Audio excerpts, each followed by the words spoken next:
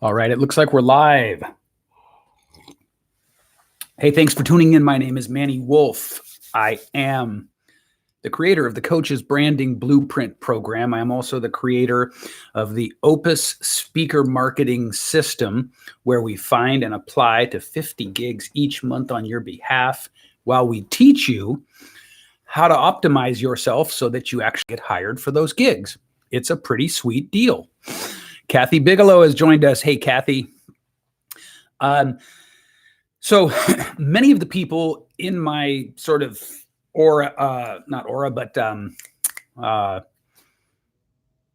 a blank on the word. Many of the people I know, many of the people who follow me, many of the people in this space are at a point in their coaching businesses where it would be wise to focus fully on and refine an organic marketing strategy. So probably if you're watching this, most of you have an organic marketing strategy, but with the word strategy being a little bit like, we're being generous calling it a strategy. Because spending all day trying to prospect for leads without any clear sense of direction or what you're doing is not a great strategy, right? It's a strategy in the sense that, if I keep doing this, sooner or later I'll get a client. But it's also a strategy that causes a lot of anxiety because as soon as you take your foot off the gas, it feels like the tide is receding. You know what I mean? It feels like everything is just rushing away from you. And then, you want to take 2 days off or something, God forbid, right? You have to come back and just start the momentum over again. So I want to give you one or two pieces of the organic marketing strategy that will frankly never get old as long as we have social media, as long as we have access to a global community. The organic marketing strategies will never get old if you use them right. Now, the problem is that most people, they teach the kind of strategies that will work for a little while, and then we get burned out on them, such as connecting with somebody and instantly pitching them. This, I think, I have friends who do not apologize for this behavior. I don't know how else to put it, but I'm just like, I know people who have made millions doing and teaching this outreach, then cold pitch, outreach, then cold pitch, outreach, then cold pitch, and they don't give a damn. It is just all about the numbers to them. I make an assumption that that's not how you feel. I make an assumption here that you'd like to not be lumped into that trend where people don't even want to take friend requests anymore because they expect to get some cheesy cold pitch. Think LinkedIn. Okay, as of the date of this live stream, I think today is the 18th of December, 2019, for those of you that are tuning in much, much later. LinkedIn, I think even as recently as 5 months ago, 4 months ago, was a pretty good place for prospecting. And it still is. All social media channels have the potential for prospecting in them. But what happened was LinkedIn sat there and sort of as this undiscovered gold mine for a long time. As it always happens, somebody figured out some kind of a sort of obtrusive strategy for LinkedIn. And it wasn't enough for them just to do the prospecting on LinkedIn themselves. What they did was they created a course on how you can do it too. And then everybody created courses, and it was a gold rush for a very short amount of time where LinkedIn went from, a fairly, like a good channel to now, even though, yes, you can make money on LinkedIn. So for those of you that make money on LinkedIn, this is not saying you can't do it, but it turned into like just a circle jerk. You know what I mean? It turned into just everybody's pitching everybody all the time. So a lot of us are sort of repelled by that. So let me break down for you kind of the underlying principle behind what I would call good organic marketing. So we have social media, which gives us the chance to get in front of a huge audience around the world every day, right? You have to see that for what it is. It's very important that you understand what that is.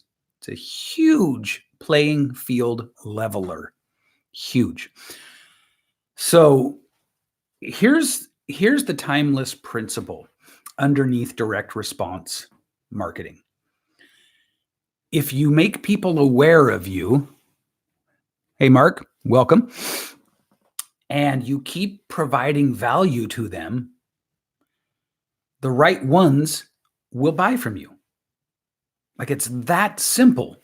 Now, there's more that goes into it than that. But what I want you to understand in the beginning is you want to create awareness first. Unless you're comfortable being one of those fake cold pitch douchebags. If you're comfortable with that, I would suggest you tune out now. I would humbly ask you to stop watching my content. Stop being here with me. I don't like you. I may like you as a person, but I don't like that about you, quite frankly. And most of the people I know don't like it about you either. We don't like cold pitches. Okay? It's icky. It's funky. It feels desperate. It feels like you don't care about us at all. So, back to what you can do. You have multiple channels through which you can get in front of a huge audience. You have multiple options within those channels to increase the audience that you can get in front of. So here's what you do. Old way. Get in front of a large audience, pitch them immediately. So on Facebook, it's very common to go into groups and friend people who seem to fit what you do. And then as soon as you friend them, says the douchebag coach, you immediately give them some sort of a pitch, immediately connect with them, immediately outreach. I say, don't do that. I say, just connect with them, just put them in your world and let your content speak for itself. That's the thing I want you to hear today. That's what I want to teach you today. So let's use Facebook as the example. Facebook allows you to have 5,000 friends on your friend list. That's a lot of prospects. 5,000 is a lot of prospects. So let's look at it. Let's say you keep 150 spots open for friends and family because you can't manage more than 150 relationships anyway, right? And 150 would be quite a bit. So now you have 4,850 spots that you can fill with your ideal client. But don't pitch them. By all means, go through and engage in groups where your target market hangs out. Do that. By all means, friend request people who seem to be a good fit for you and what you do, and then surprise them by not pitching them. Okay? Surprise them by not pitching them. Why? Well, because as soon as you friend request somebody and connect, the algorithm of Facebook defaults to showing them your content and showing you their content. So you have an opportunity to passively put your content, which should be good, in front of new people. Do you see that? And how do we create this mythical trust factor? Well, trust happens when we feel like we know someone. We feel like we know them. We decide we like them. We move to trust. Some of us will move away from trust and like, and that's fine. But some of us will move toward it, right? So just showing the value of your content is enough. Now, second thing, you do have to obviously make offers, but you don't make offers to people you don't know. You make offers to the general public. You start conversations with the general public. You learn how to make offer posts that connect and resonate, right? Hey, Will, thanks for tuning in. So you make offers that connect and resonate, but you don't, again, I can't stress this enough. Will Cluess just jumped onto this live stream. I'll use you as an example. Will, let's say that I was in a group and I was looking for people to connect with who were my prospects, my ideal prospects.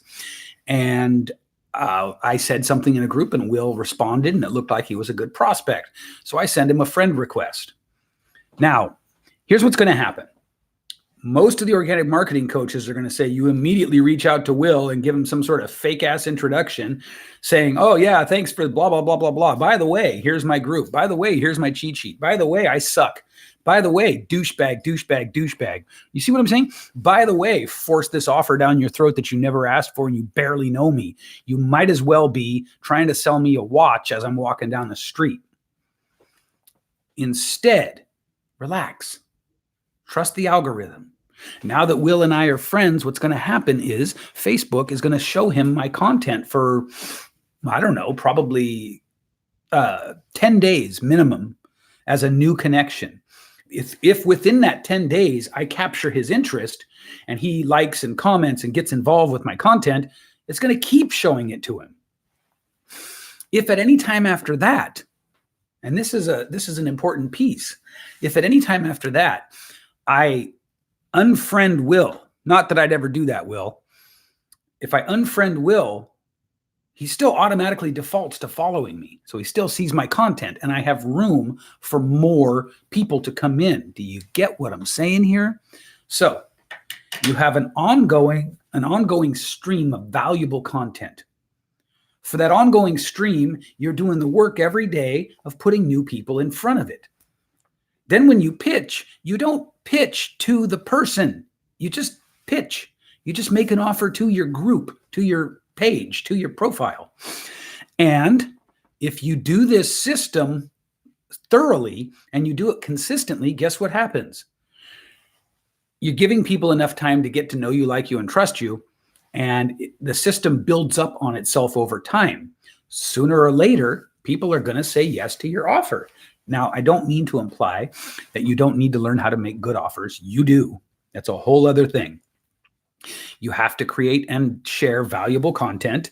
You have to make good offers. You have to do all those other things. But the getting it in front of the right people piece, I've just given it to you. So let's break it down. Let's go back and break it down. Spend time in groups and other places where your ideal target person hangs out. Connect with them in those groups and other places. And when you feel like it's a good match, send them a friend request. Then just let them be in your world. Let them decide on their own. It's passive. Let them decide on their own that they know you, then like you, then trust you. Make your offers on a regular schedule.